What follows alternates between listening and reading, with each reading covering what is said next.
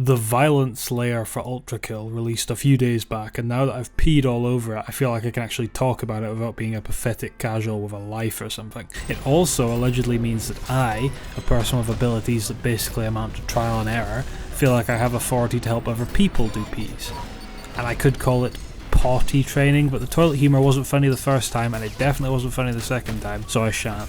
Also, I presume you know a fair bit about the mechanics. If you're trying to P-rank the late game and you don't know how to fight mind flayers, then wing it. Starting with 7-1, Garden of Forking Paths. The start is cute, quiet, unsettling, spooky.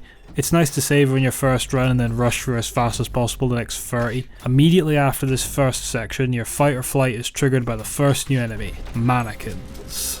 These are a logical evolution of your standard grunt enemy. They move erratically on the walls and ceilings, they shoot homing projectiles, and they combo their melee attacks together. They're quite tough enemies with one major weakness. Everything they do is really easy to parry.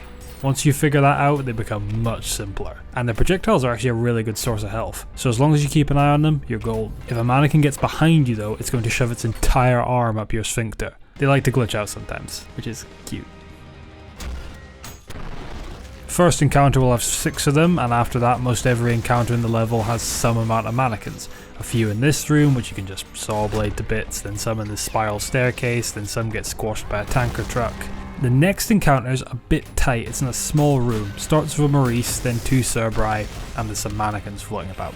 You can cheese this encounter a bit by keeping really close to the tanker truck. If you keep close enough, the Maurice will spawn inside it and instantly die. Then you just need to kill the Cerbri. After that, spiral staircase with some firemen, blow them up. Then a big vertical box encounter, which is actually quite tough just because of the verticality. This is really where you get to see mannequins in their element. They're at their toughest when they have an enclosed space they can bounce from floor to ceiling in. It's tempting to focus the virtues down, but the easiest way to do the fight is probably to get rid of the mannequins first, as once the virtues are down it'll spawn some drones and a yuck flare. That's the last fight in this level before the 2-phase boss battle. First part is in the London Underground, and the hardest bit is staying on the platforms. Generally the Minotaur's attacks are pretty easy to dodge, but it's hard to get healing in, and the husk that spawns to give you healing actually ends up doing more harm than good.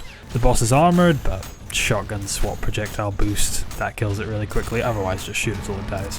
Very original, I know. After this you'll find yourself in the least suspicious final room of all time where the Minotaur returns. This is a bit more difficult because it actually attempts to charge you down and hit you, but it's the same basic principle, even less healing. If you're really struggling for the healing, you can try the borderline useless drill weapon, but you're probably better off using the railgun. On to 7-2, Light Up the Night. Almost straight away another new enemy is introduced, the Gutterman. These are like the chain gunner from Doom, but not made by a misanthrope.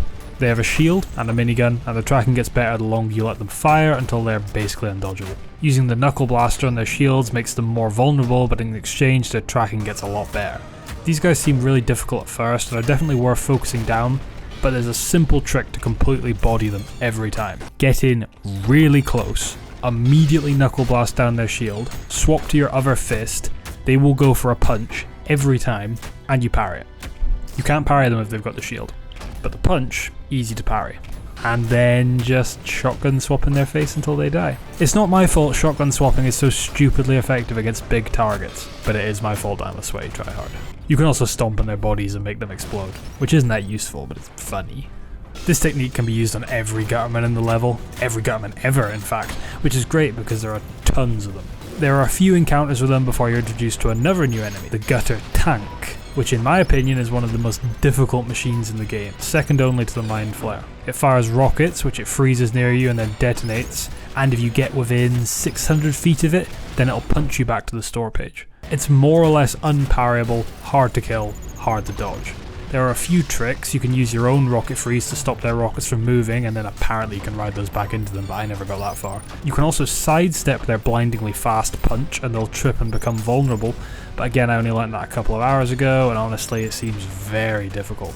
You can either learn these techniques or keep your distance, shoot it until it dies. Yeah, all the enemy specific tech here is really difficult, but if you can pull it off it probably does make it a lot easier.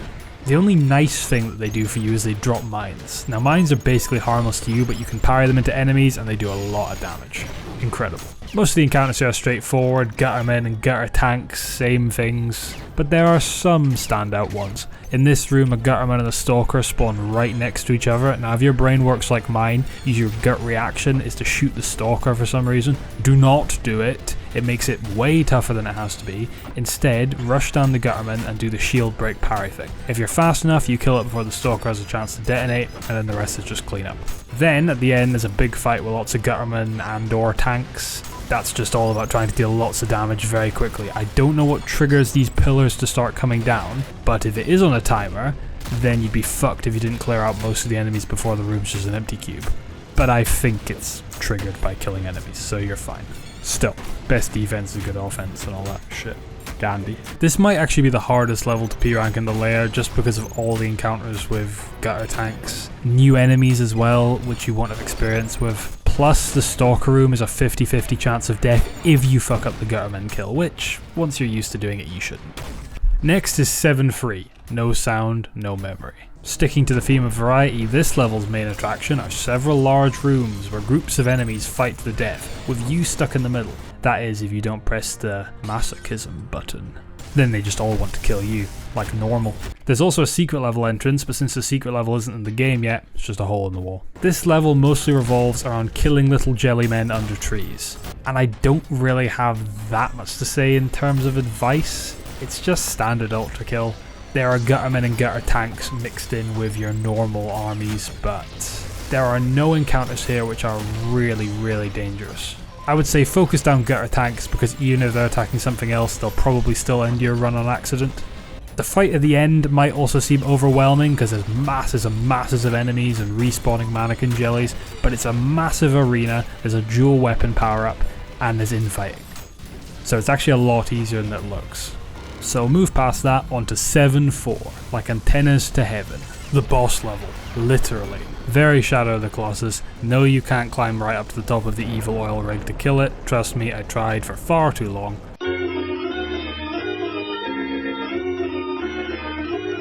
This doesn't really feel like a boss battle, it's just a big moving level. Lots of cool movement options, there's a few paths through the level, but most of the encounters are tame. First thing to watch out for though is to make sure you do the quote-unquote intended route. Otherwise you'll miss spawns and won't be able to get every kill. For example, you have to step between these hot pipes to spawn the Chuckle Brothers. If you go over the top of them, they won't spawn, which means no P-rank. There's a weirdly difficult fight with 2 gutter tanks, but maybe I just got confused and was playing shit. It's just 2 gutter tanks. Maybe if I'd learnt the tech, that wouldn't be so bad. For the defense system part of the boss fight, throw as much DPS as possible at the 2 rocket launchers, because they'll fuck you up if they live too long. Once they're down, you can relax. Everything else after that is either comically easy to dodge, or parryable, or both. You can also skip the defense system part by activating a special thing that I'm not going to spoil because it would prevent you P-ranking. It's pretty easy to find anyway. I think it would prevent you P-ranking anyway. Then you destroy the machine's heart. You can make that easy by just slide boosting around it instead of trying to dodge between the laser beams. And then there's a somewhat annoying fight against 2 gutter tanks and a bunch of fodder.